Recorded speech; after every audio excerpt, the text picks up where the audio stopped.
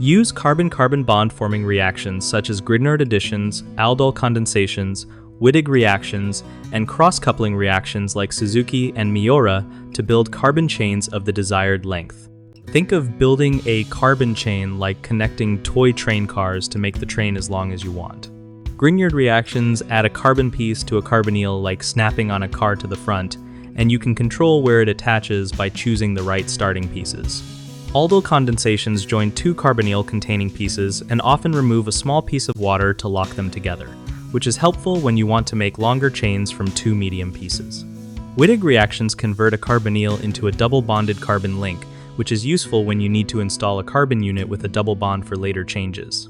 Cross-coupling reactions like Suzuki or Miyaura let you join two fragments that already have leaving pieces on them, and they are very reliable for connecting aromatic or vinyl carbons. Students often think they can just add more reagents and get a longer chain without planning the order of steps, but that usually gives messy mixtures, so plan a sequence that protects sensitive parts. Another common mistake is forgetting about functional group compatibility. For example, using a Grignard reagent in the presence of acidic groups will destroy it, so protect or transform those groups first. Some learners try to make very long chains in a single step, instead of assembling smaller pieces progressively, and assembling in stages with reliable coupling steps is usually cleaner and more controllable.